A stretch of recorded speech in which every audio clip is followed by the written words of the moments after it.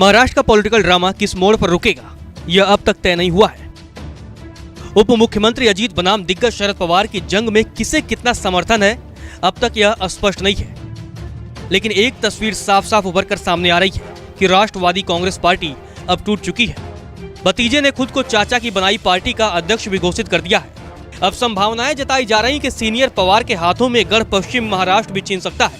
कहा जा रहा है कि एनसीपी में हुई बगावत का सबसे ज्यादा असर पश्चिम महाराष्ट्र पर पड़ेगा। इसी क्षेत्र की मदद से पवार की पार्टी राज्य में ताकतवर बनी थी।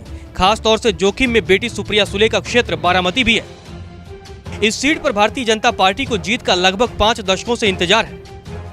खास बात यह है कि बुधवार को हुई अजीत पवार की बैठक में पश्चिम महाराष्ट्र से एनसीपी के 22 में 17 विधायक पहुंचे थे, जबकि सीनियर पवार की मीटिंग में क्षेत्र से महज 5 विधायक शामिल हुए थे। पश्चिम महाराष्ट्र से एनसीपी के 4 सांसद हैं। इनमें सुप्रिया सुले बारामती से, श्रीनिवास पाटिल सतारा से, अमोल कोले शिरूर से और सुनील तटकरे रायगढ़ का नाम भी शामिल है। खास बात यह है कि रविवार को एनडीए सरकार का हिस्सा बनने वालों में तटकरे का नाम भी शामिल था। साल 2019 विधानसभा चुनाव में पश्चिम महाराष्ट्र की 58 सीटों में से एनसीपी को 22 सीटें मिली थी, जिसकी मदद से पार्टी 54 के आंकड़े पर पहुंच गई थी। हालांकि 2020 में पंढरपुर मंगलवेढा उपचुनाव में भाजपा के हाथों हार के बाद एनसीपी 53 पर आ गई थी।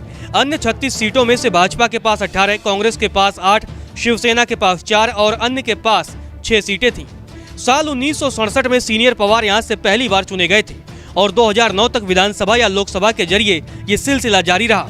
पवार के राज्यसभा जाने के बाद 2009 में सुप्रिया ने जीत हासिल की। ऐसे में अंदाजा लगाया जा सकता है कि हालात अब तक पवार के पक्ष में रहे, लेकिन बदले राजनीतिक समीकरण चुनावी स्थिति भी बदल सकते हैं। कहा जाता है कि 2014 और 2019 में सुप्रिया की जीत में अजीत पवार की बड़ी भूमिका रही थी। हालांकि अब जब अजीत अलग राह पर हैं और भाजपा भी क्षेत्र में मजबूत होती जा रही है, ऐसे में बारामती का चुनाव दिलचस्प हो सकता है। साथ ही बारामती के मतदाताओं का कनेक्शन अजीत से काफी गहरा माना जाता है।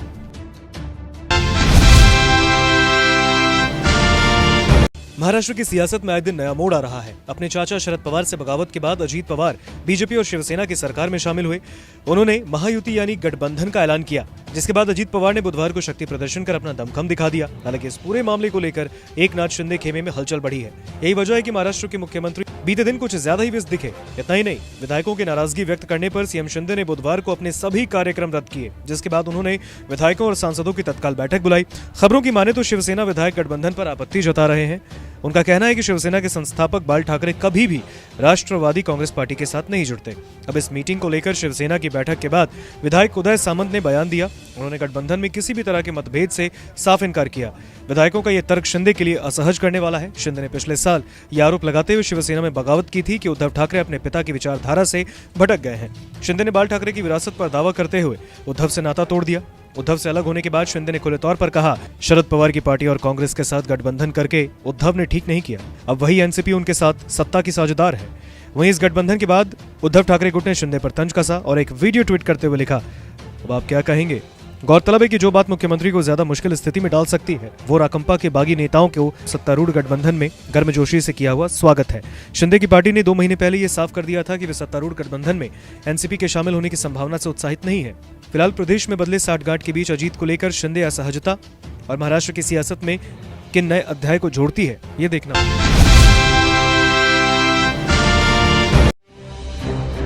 एनसीपी में अजित पवार की बगावत और फिर समर्थक विधायकों के साथ एनडीए में शामिल होने के बाद से ही एकनाथ शिंदे वाली शिवसेना में खलबली की खबरें आ रही थी। बताया जा रहा था कि विभागों के बंटवारे के समय भी शिवसेना के विधायकों ने आपत्ति की थी। हालांकि बाद में इस मसले को सुलझा दिया गया। बुधवार को बांद्रा में एमईटी कॉलेज में अजित पवार ने समर्थकों की बैठक बुलाई और साबित कर दिया कि उनके पास शरद पवार से ज्यादा विधायकों का समर्थन है। उनके खेमे की बैठक में 32 विधायक शामिल हुए, जबकि शरद पवार को 18 का ही समर्थन मिला।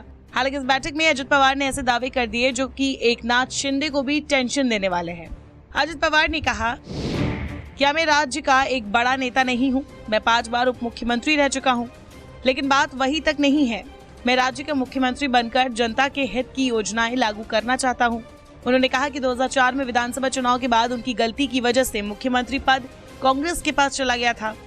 एनसीपी के पास 71 सीटें थी, जबकि कांग्रेस के पास 69। अगर उस वक्त गलती ना की गई होती तो 2023 तक एनसीपी का ही मुख्यमंत्री होता। उन्होंने कहा कि जब 2022 में शिंदे भाजपा के साथ गए तो 53 विधायकों ने कहा था कि एनसीपी को भी बीजेपी के साथ चले जाना चाहिए। उस लेटर की कॉपी भी मेरे पास है। मुझे लोगों के सामने विलेन क्यों बनाया जा रहा है? मेरी क्या गलती है? पवार जी मेरे आज भी आदर्श है। उन्होंने कहा कि पार्टी के अंदर उनको हमेशा नजरअंदाज किया जाता था।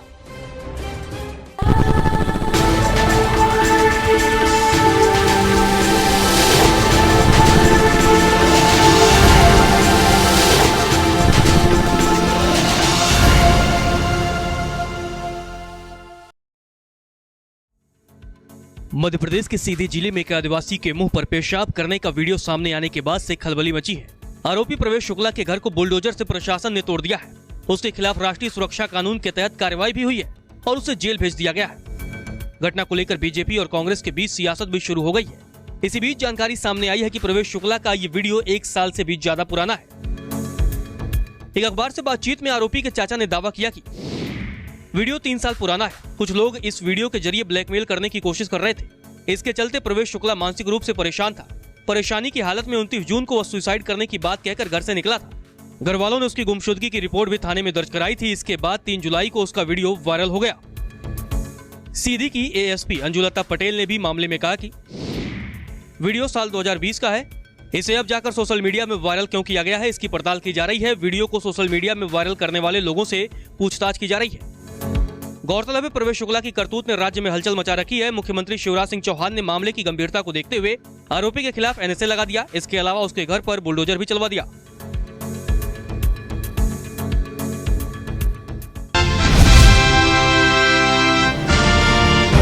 सड़क पर पड़ा ये बोर्ड बीजेपी के विधान पार्षद राजीव कुमार उर्फ गप्पू सिंह का नेम प्लेट है। चारों तरफ सामान बिखरा है, बाउंड्री टूट चुकी है। ये नजारा है गोपालगंज का, जहां प्रशासन ने बीजेपी के एमएलसी राजीव कुमार उर्फ गप्पू सिंह के आलीशान भवन के आगे के 4 दीवारी का हिस्सा तोड़ दिया है। जिला प्रशासन का बुलडोजर बीजेपी एमएलसी के कैंपस पर चला है। इस घटना को लेकर बीजेपी एमएलसी आहत है। उन्होंने प्रशासन पर पक्षपातपूर्ण कार्रवाई का आरोप लगाया है। दरअसल गोपालगंज के NH-27 की जमीन को अतिक्रमण मुक्त करने को लेकर जिला प्रशासन मुहिम चला रहा है। इस मुहिम के तहत बंजारी चौक से लेकर अरार मोड़ और बंजारी चौक से लेकर बसडीला तक NH-27 के दोनों तरफ अतिक्रमण हटाओ अभियान चल रहा है। इस अभियान के तहत NH-27 की अधिग्रहित की गई जमीन में जिन लोगों ने अतिक्रमण किया है उस जमीन की मापी हुई। मापी करने के बाद अतिक्रमण की जमीन को ढहा दिया गया। वहीं प्रशासन की कार्रवाई पर राजीव कुमार ने कहा कि उनकी ओर से जमीन की 4 दीवारी को स्वयं हटा लेने का आश्वासन दिया गया था। उन्होंने कहा कि आज वो अपने कैंपस को हटा रहे थे। इसके बाद भी गोपालगंज जिला प्रशासन की ओर से जबरन उनके मकान के अगले हिस्से को तोड़ा गया। नेता ने आरोप लगाया कि उनके नेम प्लेट और गाड़ी की पार्किंग स्थल को भी तोड़ दिया गया। बीजेपी नेता ने आरोप लगाया कि उनके मकान पर पक्षपातपूर्ण रवैये से बुलडोजर चलाया गया है। उसमें एक मेरा होटल आता है जिसका आगे हम लोग होटल पूर्णतः अपने जमीन बनाए हैं, बल्कि 20 फीट आगे तक मेरा अपना निजी जमीन है। उसके आगे जो एनएच का जगह था उसमें हमने सौंदर्यीकरण के लिए फूल लगाया था और ग्रीनरीज लगाया था, लेकिन चूंकि सम्मान करते हुए अतिक्रमण का हमने उसको उनके आग्रह पे हमने उसको हटा दिया गया। निधि लोग का जबरदस्ती तोड़ दिया गया। बाकी जो रसूख वाले हैं जिनका पैर भी लग गया, अभी भी आज भी उनका भवन बंजारी मोड़ से आर मोड़ के बीच में पूर्णतः खड़ा है। 3 मंजिला 4 मंजिला भवन जो 8 से 10 फीट एनएच के अंदर आता है वो खड़ा है। एमएलसी ने जिला प्रशासन के अधिकारियों पर गंभीर आरोप लगाते हुए कहा कि बंजारी मोड़ से लेकर अरार मोड़ तक कई रसूखदार हैं जिन्होंने NH-27 की जमीन को अतिक्रमण कर रखा है, लेकिन उन पर प्रशासन कोई कार्रवाई नहीं कर रहा है। एमएलसी ने पूरे मामले में सरकार के इशारे पर कार्रवाई करने की बात कही।